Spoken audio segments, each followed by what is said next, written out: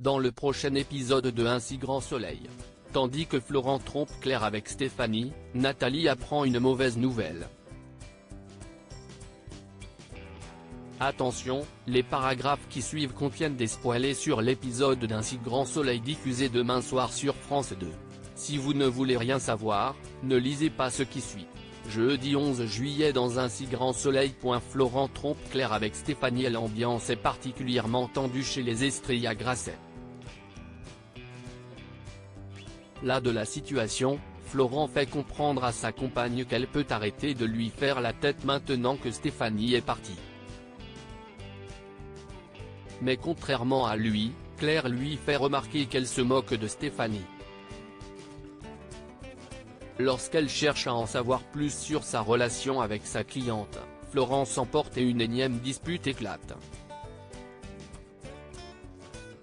De son côté, Stéphanie appelle sa fille pour prendre de ses nouvelles.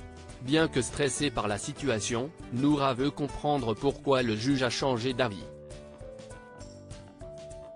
Stéphanie lui apprend alors que deux individus ont saccagé leur maison, probablement des personnes qui lui veulent du mal. Immédiatement, l'adolescente comprend que tout ceci a un lien avec l'affaire Lebel et s'inquiète. De son côté, Florent est sur les nerfs, ce qui n'a pas échappé à Johanna. Quand elle cherche à comprendre ce qui ne va pas, l'avocat explique qu'il s'est encore pris la tête avec Claire. Johanna tente bien de le pousser à se confier mais Florent décline car il doit s'occuper d'un dossier. Dans l'après-midi, Élise accompagne Stéphanie chez le juge Laplace. Maintenant qu'elle est sous protection policière, ce dernier attend qu'elle collabore avec eux. C'est pourquoi, il souhaite savoir qui pourrait lui en vouloir à ce point. En larmes, Stéphanie répond qu'elle ne sait pas et maintient qu'elle n'a jamais été la complice de Jonathan Lebel. En fin de journée, Florent raccompagne Stéphanie dans sa chambre d'hôtel. Après avoir demandé à la policière de les laisser seuls, l'avocat somme sa cliente de lui dire la vérité. Comme elle maintient l'avoir déjà fait, Florent exige qu'elle arrête son cinéma. Le ton monte rapidement entre l'avocat et sa cliente. Dans la colère, Florent lui saisit le bras, se met à la tutoyer puis l'accuse d'être une manipulatrice ainsi qu'une menteuse. Blessée, Stéphanie s'apprête à le gifler mais Florent la stoppe avant de l'embrasser passionnément. Par la suite, Florent et Stéphanie partagent un moment intime.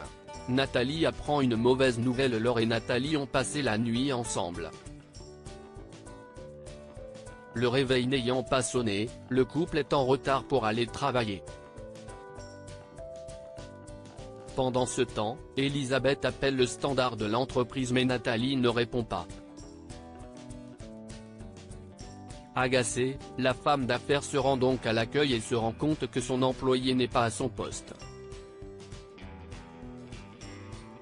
Comme elle a besoin d'un numéro de téléphone, Elisabeth et Boris se mettent à fouiller son bureau et constatent le désordre qu'elle a laissé.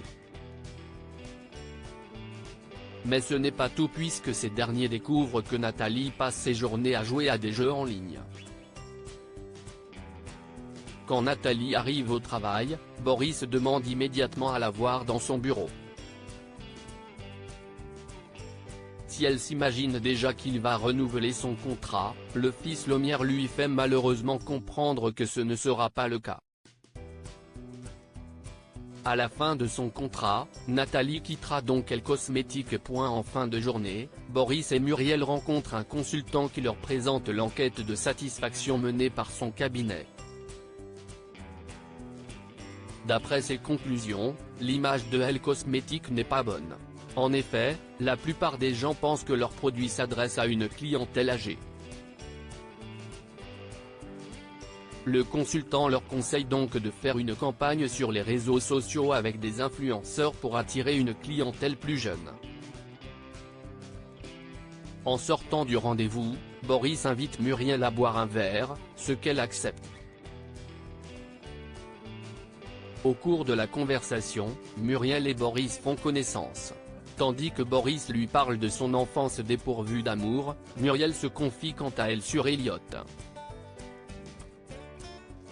Elle précise d'ailleurs que son couple est solide et qu'elle a hâte de retrouver le père de son fils.